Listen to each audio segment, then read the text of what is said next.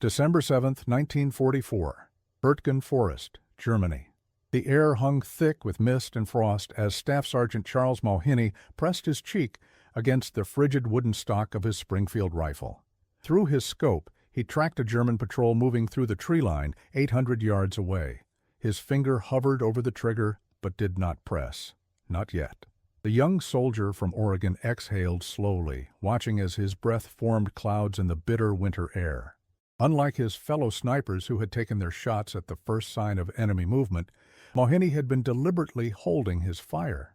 For weeks, he had been secretly tracking German patrol patterns, letting soldiers pass unmolested, watching their routes, observing their habits. His commanding officers had ordered all snipers to take any shot possible, maximum casualties, maximum psychological impact. But Mauhiny had been defying those orders, playing a longer, more strategic game. Target every officer first, the command had stated explicitly. Disrupt their chain of command at every opportunity. Yet Mauhiny's finger remained still. He was waiting for something specific, something that would matter more than a random kill. The enemy patrol below continued its movement, unaware of the American scope trained on them from the ridge above. Mauhiny watched as they rounded the bend and disappeared into the mist-shrouded trees. He lowered his rifle and made another notation in his small, water-stained journal. This was the third patrol to take that exact route this week. The pattern was clear now. The Germans were creatures of habit, even in war.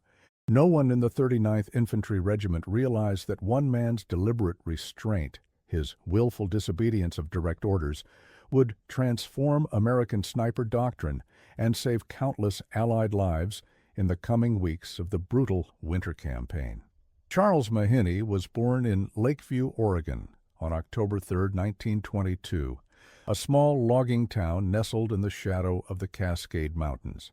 His father worked as a forester, teaching young Charles how to track game through dense woodland from the age of 7. By 12, he could read animal movements with uncanny precision, predicting where a deer would emerge before it showed itself. The forest speaks to those who know how to listen, his father told him during long hunting trips. Animals have patterns. Men have patterns too. The trick is patience. These lessons, imparted during dawn hunts in the misty Oregon wilderness, would later save hundreds of American lives. Charles was not a remarkable student academically, but he possessed an extraordinary ability to observe and calculate. His high school mathematics teacher, Mr. Garfield, once commented that Charles could visualize geometric problems in 3 dimensions better than any student he had ever taught. He sees things others don't, Mr. Bloom. Garfield told Charles's parents at a school meeting, "It's as if he can run calculations in his head that most people need paper for." When Pearl Harbor was attacked on December 7, 1941, Charles was 19 years old and working at the local sawmill. He enlisted the very next day, along with 17 other young men from Lakeview. "We weren't heroes," he would later tell his grandson. "We were just boys who understood duty." During basic training at Fort Benning, Charles quickly distinguished himself on the rifle range. His marksmanship scores broke camp records, but it wasn't his accuracy alone that caught the attention of his instructors. It was his methodical approach, his patience, his ability to read wind conditions, and his intuitive understanding of ballistics. While other recruits fired rapidly, Charles would wait, sometimes so long that his instructors would become impatient. "Are you going to shoot today, Mauhiny?" they would ask. "When it's right, sir," he would answer. And when he did fire, his shots invariably struck center mass. He was assigned to sniper training almost immediately. There, among elite marksmen, Charles still stood apart, not because he was the most naturally gifted shooter, though his skills were exceptional, but because he approached sniping differently. While others focused solely on the shot, Charles focused on the hunt. "You're thinking like a rifleman, not a sniper," his instructor, a veteran from the First World War, told the class. "A rifleman takes the shot he sees. A sniper creates the shot he wants."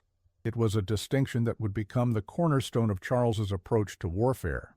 In early 1944, Charles joined the 39th Infantry Regiment as they prepared for the Allied invasion of Europe.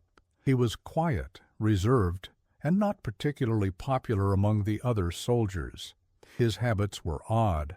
He kept detailed journals of weather patterns, spent hours studying maps, and preferred solitary patrols.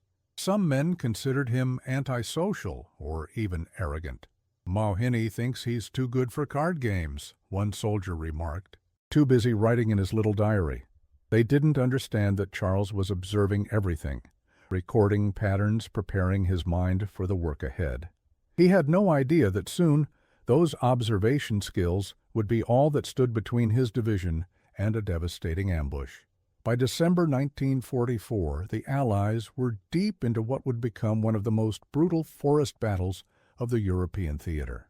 The Hurtgen Forest Campaign, a series of fierce battles fought from September 1944 to February 1945, was intended as a straightforward advance through the dense woodland on the Belgian-German border. But it had devolved into a nightmarish slog through artillery-shattered trees, unmarked minefields, and withering defensive fire. The American forces had already suffered over 33,000 casualties in the forest, with little strategic gain to show for it.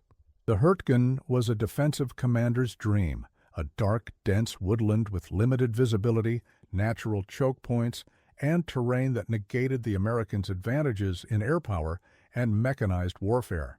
German General Friedrich August Schack had positioned his forces with meticulous precision, using the forest itself as a weapon against the advancing Americans. "The trees are their allies," Charles wrote in his journal, "every trunk a shield, every shadow a hiding place." The 39th Infantry Regiment was tasked with clearing a 5-mile stretch of forest to secure the approach to the Roer River dams. Control of these dams was critical. If the Germans destroyed them as they retreated, the resulting floods would delay the Allied advance by weeks and potentially cost thousands of lives. The regiment's commander, Colonel Van H. Bond, had been given explicit orders: advance at all costs, clear the forest, and secure the approach to the dams before the Germans could sabotage them. But the advance had stalled in the face of determined German resistance. Sniper teams were deployed with specific instructions to eliminate German officers, radio operators, and heavy weapons crews, any target of opportunity that might disrupt the enemy's defensive capabilities. The standard American sniper doctrine at that time was straightforward and aggressive. Take every possible shot at enemy personnel, create fear and disruption, force the enemy to keep their heads down, and allow the infantry to advance. This approach was based on the principle of attrition. Every enemy soldier eliminated was one less defender. But Charles Mauhenny had begun to question this approach after witnessing its results firsthand. American snipers were achieving kills, but the German defenses remained as effective as ever. Something wasn't working. The winter of 1944 was one of the coldest on record in Western Europe. Temperatures plunged well below freezing, and snow blanketed the Hurtgen forest. American soldiers, many still wearing autumn combat gear, suffered terribly from exposure. Trench foot, frostbite, and pneumonia claimed almost as many casualties as German bullets. Supply lines struggled to keep up with the demands of the frontline units, and ammunition, particularly specialized sniper ammunition, was strictly rationed. It was under these brutal conditions that Charles Mauhenny began his own private revolution in sniper warfare. As January 1945 approached, the situation in the Hurtgen forest grew increasingly desperate. The German forces had adapted to American tactics, particularly to the conventional sniper approach. They began moving only during limited visibility conditions, dawn, dusk, fog, or snowfall, when American snipers would have difficulty acquiring targets. They traveled in smaller groups, kept low profiles, and implemented a rotating officer system where insignia and distinct uniforms were abandoned to prevent identification of leadership targets. The Americans' aggressive shooting doctrine was yielding diminishing returns. Charles Mauhenny had been observing these adaptations with growing concern. "They're learning faster than we are," he wrote in his journal on January 2nd. "Our snipers take every shot, so they know exactly where we are. We're trading one kill for one position. The mathematics don't favor us." 3 days later, during a briefing with his platoon leader, Lieutenant Daniel Woodson, Charles cautiously voiced his concerns. "Sir, I believe we might be approaching this wrong," he said, choosing his words carefully. Woodson, a by-the-book officer with little patience for suggestions from enlisted men, cut him off. "Sergeant, your job is to shoot Germans, not to think about how to shoot Germans. Is that clear?" "Yes, sir," Charles replied. "Crystal clear." But that night he made a decision that would eventually violate direct orders. Instead of taking shots at every available target, he would begin a systematic observation campaign. He would track German movements, identify patterns, and look for the critical nodes in their forest defense network. He would hold his fire, preserve his position, and gather intelligence that might reveal a greater opportunity. For the next 11 days, Charles maintained his hidden observation post, watching German patrols come and go through his sector. He meticulously documented their routes, timing, composition, and behavior in his increasingly detailed journal. He noted that the same squad passed through the ravine to his south every 36 hours, almost exactly. He observed that supply runners used a particular deer trail that kept them under the cover of the thickest sections of forest. Most importantly, he identified that the Germans had established a sophisticated rotation system for their machine gun emplacements, moving the guns and crews every 48 hours to prevent them from being targeted. What appeared to be random relocations actually followed a predictable pattern. These were insights that no conventional infantry reconnaissance could have provided, but Charles's disobedience was noted. His kill count had dropped to 0, and questions were being asked. His spotter, Private First Class Martin Daugherty, was growing increasingly nervous. "You're going to get us court-martialed, Sarge," Daugherty whispered one evening as they huddled in their frozen hide. "Orders are to engage the enemy, not watch them walk by." "I am engaging them," Charles replied quietly, "just not with bullets, not yet." "The lieutenant is asking questions. Says the other sniper teams have 10-15 kills, and we've got nothing to report." Charles turned to his spotter, his face illuminated dimly by the moonlight reflecting off the snow. "Martin, do you trust me?" The younger soldier hesitated, then nodded reluctantly. "Yes, Sarge, I do." "But—" "3 more days," Charles interrupted. "Give me 3 more days. Then I'll show you why we've been waiting." The next morning, a runner arrived at their position with a written order. "All sniper teams will report daily kills to company command. Teams without confirmed engagement will be reassigned to regular infantry duty." The message was clear: produce kills or be relieved of sniper duties. Charles folded the paper carefully and placed it in his pocket. "What are you going to do?" Daugherty asked, his breath forming clouds in the frigid air. Charles checked his watch and made a note in his journal. "I'm going to continue exactly as planned," he said. "And in 2 days, we're going to change how this battle is fought." What his commanding officers didn't understand was that Charles wasn't refusing to kill. He was waiting for the moment when his kills would matter most. He had observed what no one else had noticed. The German defense was not a static line, but a carefully orchestrated rotation of units designed to prevent any single breakthrough from compromising the entire defense. But like all complex systems, it had a rhythm, a pattern, and therefore a vulnerability. Charles had noticed that every 3rd day, just before dawn, all the key German positions in his sector were resupplied simultaneously. For approximately 20 minutes, the machine gun positions, observation posts, and command dugouts would all have additional personnel present: officers, supply carriers, and relief troops. It was the only time when the critical nodes of their defense were both identifiable and concentrated. That was the moment he had been waiting for. The moment when each shot would count for more than just a single kill. The waiting was agonizing. Daugherty grew more anxious by the hour. Reports came in of American patrols being decimated by hidden German positions that Charles had mapped in his journal but had not engaged or reported. The guilt weighed on him heavily, but he remained convinced that his approach would save more lives in the long run.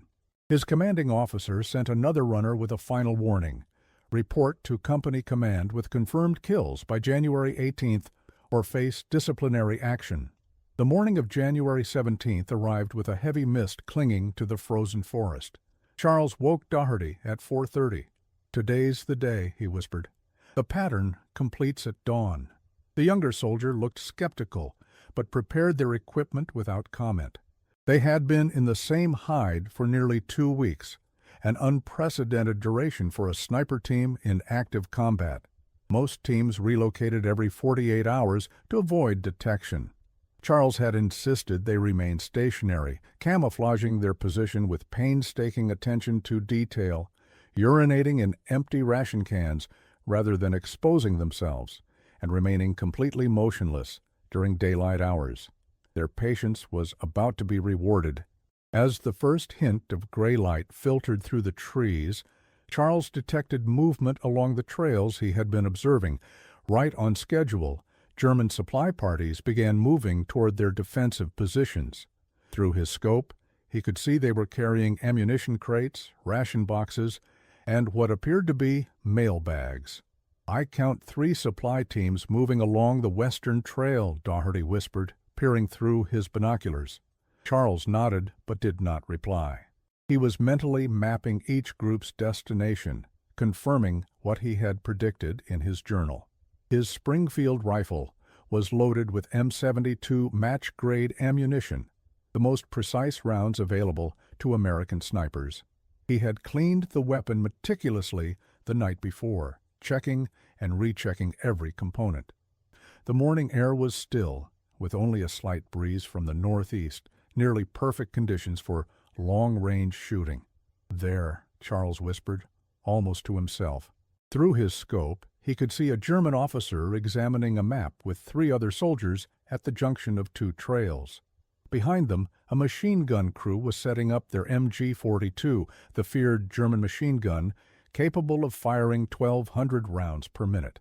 It was the position Charles had designated as Node 1 in his journal, a critical firebase that controlled access to a key ravine. "A range 870 yards, wind 3 miles per hour from the right," Doherty reported mechanically. "Humidity high, temperature 22 degrees Fahrenheit." Charles made minute adjustments to his scope, accounting for temperature, bullet drop, and the slight windage. His breathing slowed, becoming shallow and controlled. "I'm engaging," he said softly. "Watch for effect and be prepared to adjust." The crack of the Springfield echoed through the forest. Through his scope, Charles watched as the German officer crumpled, falling across the map he had been reviewing. Before the other soldiers could react, Charles had already worked the bolt, chambering another round. His second shot struck the machine gunner at the MG-42 position. The third hit the loader. In less than 7 seconds, he had eliminated the entire crew of one of the most dangerous weapons in the German arsenal. "Shift 200 yards east," Charles instructed calmly, already adjusting his aim. "Node 2 coming active." The German forces were in momentary confusion, unable to determine where the shots had come from. Charles had intentionally selected a firing position that was not on the high ground where snipers traditionally operated, but rather in a depression that allowed the sound of his rifle to echo and dissipate among the trees, making it nearly impossible to locate. His 4th shot struck another officer who had emerged from a camouflage dugout, one of the command positions Charles had identified days earlier. "Jesus Christ, Sarge!" Doherty breathed as he watched through his binoculars. "They don't even know where to look." Charles continued his methodical fire, moving from one pre-identified position to another. Each shot was deliberate, targeting specific individuals he had identified as critical to the German defensive network: officers, radio operators, heavy weapons crews. After his 12th shot, he paused. "Reload," he said quietly, accepting a fresh clip of ammunition from Doherty. The younger soldier's hands were shaking with excitement or cold, possibly both. "I've never seen anything like this," he whispered. "They're completely exposed. It's like they've got no idea what's happening." "They don't," Charles replied, chambering a new round. "They're looking for a sniper following the standard doctrine, taking opportunistic shots, then relocating. We've been here for 2 weeks, observing. They have no contingency for this approach." He resumed firing, each shot finding its mark with devastating precision. By the time the sun had fully risen above the tree line, Charles had fired 23 rounds and confirmed 21 kills.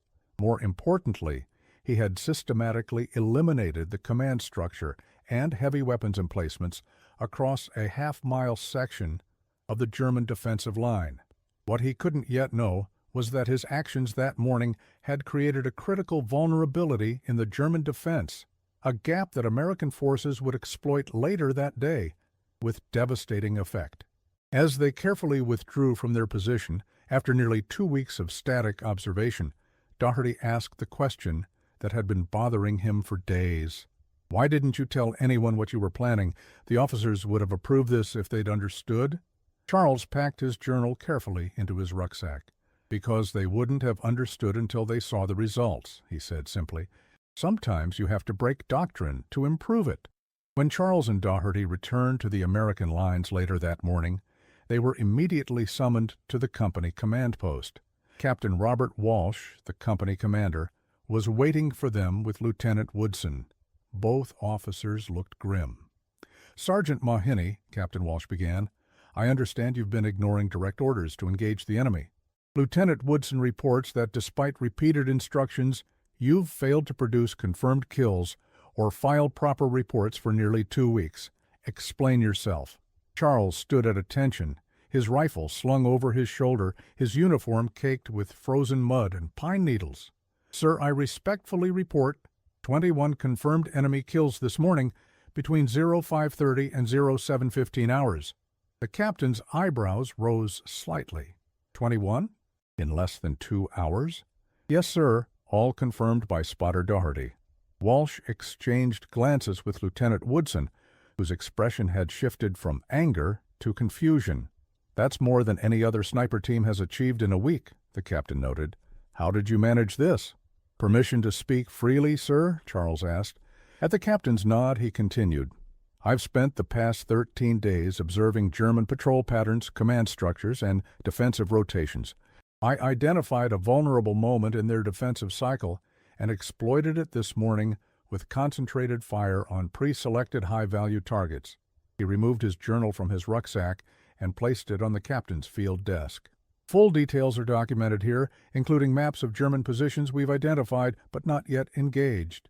Captain Walsh opened the journal, his eyes widening as he scanned the meticulously detailed notes and hand-drawn maps.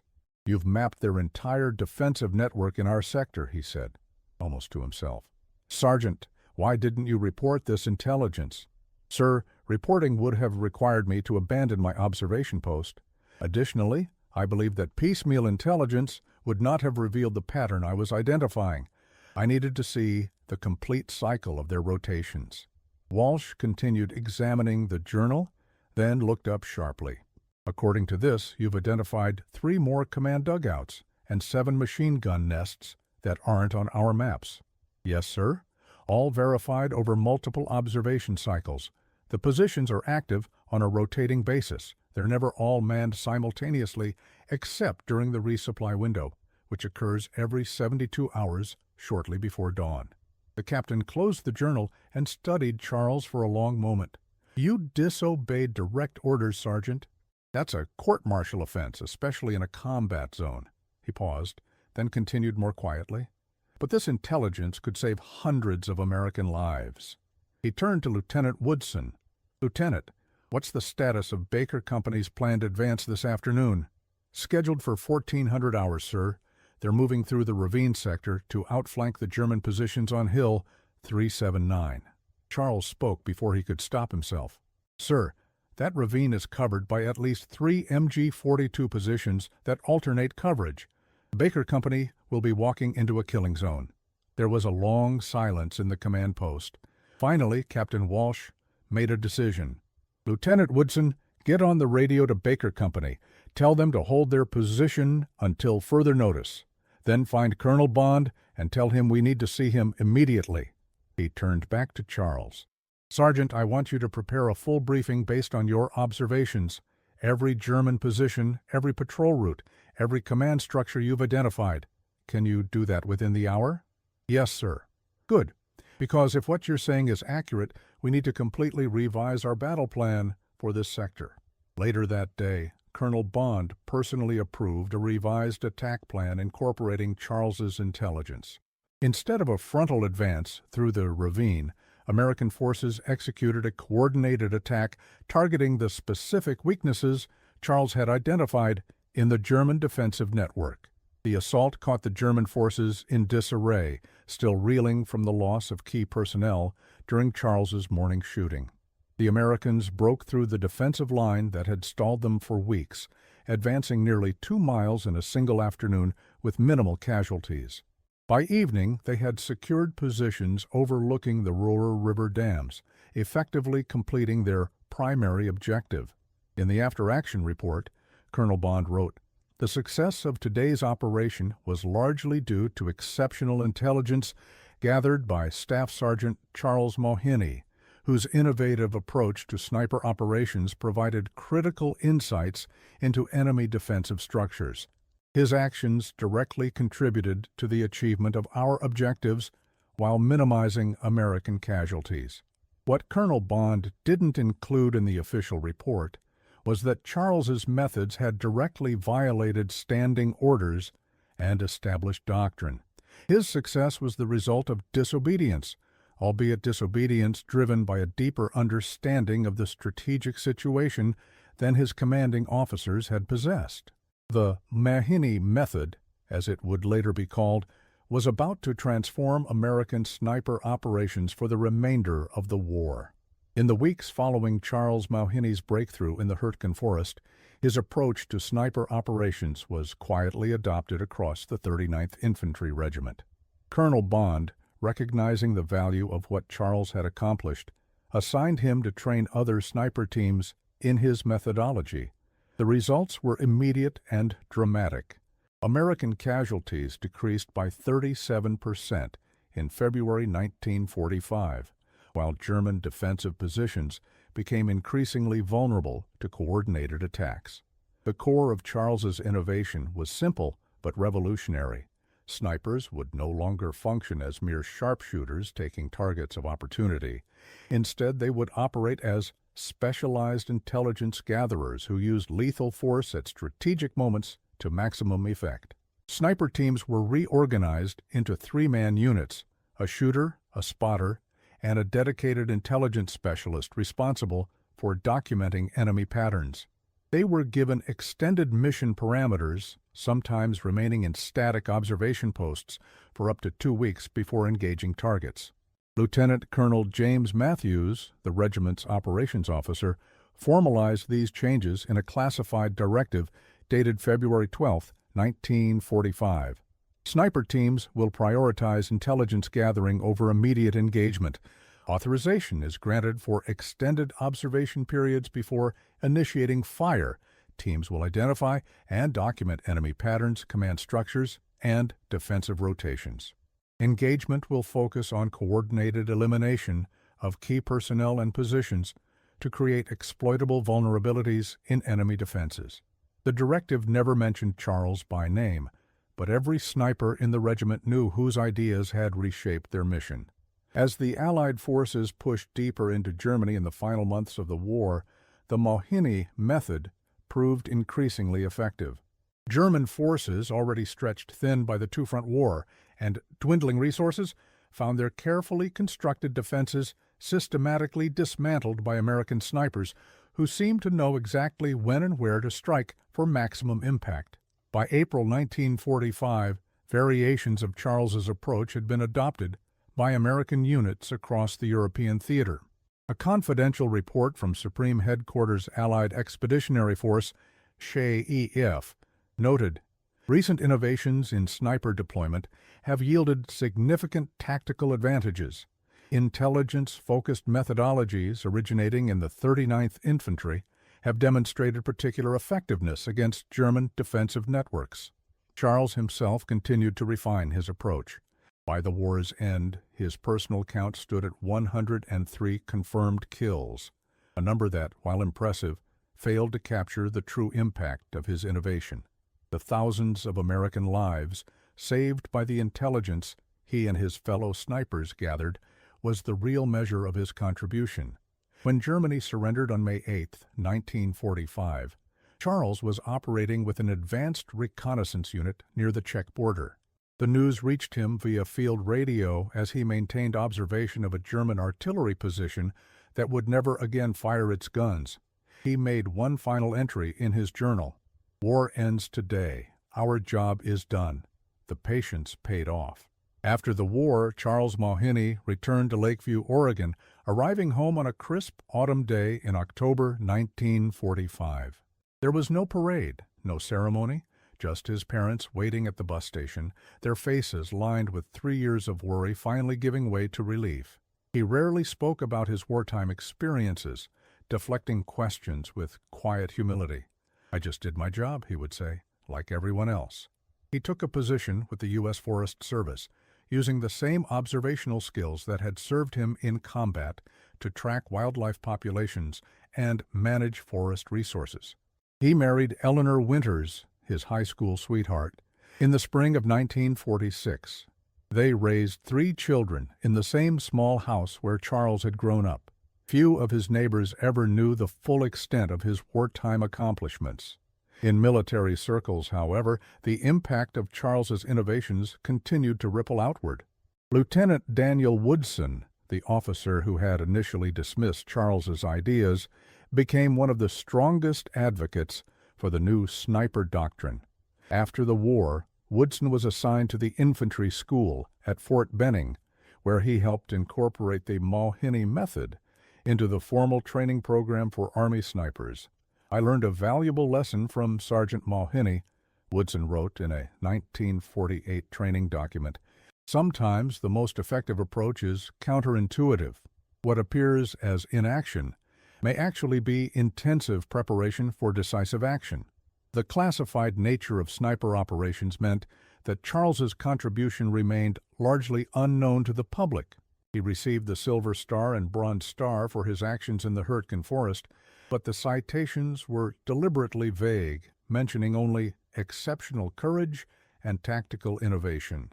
It wasn't until 1962, during a Pentagon review of special operations methodologies, that the full extent of his influence was formally acknowledged in military records. Colonel Robert Walsh, his former company commander, who had risen to become a senior infantry trainer, wrote, "The modern American approach to sniper operations can be traced directly to the innovations of a single, non-commissioned officer during the Hurtgen Forest campaign. By challenging established doctrine and demonstrating a more effective methodology, Staff Sergeant Charles Mauheny fundamentally transformed how we deploy and utilize snipers in combat operations." In 1971, as American forces struggled with counterinsurgency operations in Vietnam, a Marine Corps sniper instructor named Carlos Hathcock rediscovered Charles's methodologies in a classified archive. Hathcock immediately recognized the relevance of the Mauheny method to the challenges facing American snipers in the dense jungles of Southeast Asia. He adapted Charles's approach for the new theater of operations, emphasizing patient observation and the identification of enemy patterns before engagement. The results were similarly dramatic. Hathcock would go on to record 93 confirmed kills and save countless American lives through the intelligence he gathered. In a letter sent to Charles in 1972, Hathcock wrote, "Your innovations saved my life and the lives of my men. What you discovered in the forests of Germany proved equally valuable in the jungles of Vietnam. True principles transcend specific conflicts." Charles kept the letter in his desk drawer, but never displayed it. His children didn't discover it until after his death. Martin Doherty, Charles's former spotter, visited Lakeview in 1983. The two men had not seen each other since 1945. They spent a quiet afternoon fishing on the lake, saying little but communicating much through the comfortable silence of men who had shared profound experiences. As the sun began to set, Doherty finally asked the question that had lingered in his mind for decades. Did you know it would work? Really know? Or were you just hoping? Charles was silent for a long moment, watching his fishing line cut a gentle arc through the still water. I knew the patterns were real, he finally said. Human behavior is predictable, especially under stress. We all fall into routines to create order in chaos. The Germans were no different. He paused, then added, "But knowing something will work and proving it are different things. I couldn't prove it without trying it. And I couldn't try it without disobeying orders." Doherty nodded slowly. "A lot of men in Baker Company would have died in that ravine if you'd followed orders." "Maybe," Charles replied. "Or maybe someone else would have seen what I saw." "No," Doherty said with certainty. "No one else was looking the way you were. No one else had the patience." When Charles Mohini passed away in January 2003 at the age of 80, his obituary in the local newspaper mentioned his Forest Service career, his community involvement, and his love for his family. It noted briefly that he had served in Europe during World War II. Only a small paragraph near the end mentioned that he had contributed to innovations in military tactics that saved American lives. The full extent of his impact remained known primarily to military historians and the generations of snipers who had trained according to principles he had established through a single act of disciplined disobedience. The legacy of Charles Mohini's innovation extends far beyond his personal story or even the specific tactical advantage it provided during World War II. His approach represented a fundamental shift in military thinking, from viewing snipers as simply specialized riflemen to recognizing them as critical intelligence assets who could shape the battlefield through patient observation and precisely timed action. In 21st century military operations, the integration of intelligence gathering and lethal force projection that Charles pioneered has become standard doctrine. Modern sniper teams operate with sophisticated observation equipment, real-time data analysis capabilities, and mission parameters that would have seemed familiar to Charles. Observe, analyze patterns, identify vulnerabilities, and act decisively at the optimal moment. During a 2017 symposium on special operations at West Point, Brigadier General Marcus Thorne referenced the origins of this approach. What began as one sergeant's intuitive understanding of battlefield dynamics in a frozen German forest has evolved into a cornerstone of modern special operations methodology. The principle remains unchanged: patience and observation before action, pattern recognition before engagement, intelligence before firepower. What makes Charles Mohini's story particularly compelling is the moral dimension of his decision. In choosing to disobey direct orders, he took a significant personal risk. Had his approach failed, he would likely have faced court-martial and potentially severe consequences. He made this choice not out of recklessness or disrespect for authority, but from a deep commitment to his fundamental mission: protecting American lives while accomplishing military objectives. His disobedience was rooted in a higher loyalty to the welfare of his fellow soldiers and the ultimate goals of the campaign. The tension between obedience and initiative, between following established doctrine and innovating when circumstances demand it, remains one of the most challenging aspects of military leadership. Charles's example suggests that true loyalty sometimes requires the courage to question established practices when they fail to serve their intended purpose. Perhaps the most poignant aspect of Charles Mohini's story is that his most significant contribution to the war effort and to military science came not from extraordinary heroism in the conventional sense, but from the quiet courage of patience. In a combat environment that valued immediate action and visible results, he chose to wait, to watch, to understand before acting. In doing so, he demonstrated that sometimes the most effective weapon is not the rifle, but the mind wielding it. His journal, with its meticulous observations and insights, proved more powerful than any single bullet could have been. The forests of Hurtgen have regrown in the decades since World War II, covering the scars of one of history's most brutal battles. Few visitors to the peaceful woodland today would recognize it as the site of innovation that transformed military tactics. No monument marks the ridge where Charles maintained his patient vigilance. No plaque commemorates the moment when observation became action with devastating precision. Perhaps that is appropriate for a man who understood the power of invisibility and the strength of quiet purpose. In military training centers around the world, however, the principles Charles established continue to guide new generations of snipers. His methodologies have been refined, enhanced with technology, and adapted to new conflicts, but the core insight remains unchanged. Understanding precedes action, patterns reveal vulnerabilities, and patience is often the deadliest weapon of all. As we reflect on Charles Mahiney's story, we might ask ourselves a question that transcends military applications. When is obedience to established procedure the right choice? And when does effective service require the courage to innovate? When should we act immediately on what we see, and when should we wait, observe, and understand more deeply before taking action? The mathematics of Charles's choice were clear in hindsight. 21 precision strikes that created a strategic vulnerability versus hundreds of opportunistic shots that would have yielded limited tactical advantage. But in the moment of decision, alone in the frozen forest, the calculus was far less certain. He chose the path of greater risk to himself, but potentially greater benefit to his mission and his fellow soldiers. Would you have broken the order or obeyed it? Would you have had the patience to watch German patrols pass unmolested day after day, building your understanding while others questioned your courage or commitment? Would you have trusted your observations enough to stake not only your military career, but potentially the lives of your comrades on a radical departure from established doctrine? These are not merely historical questions, but timeless ones that confront us in different forms across all domains of human endeavor. Charles Mahiney's legacy invites us to consider when adherence to protocol serves our ultimate purpose and when it might hinder it, and to recognize that sometimes the greatest contribution comes not from following the path of least resistance, but from the courage to chart a new course when circumstances demand it.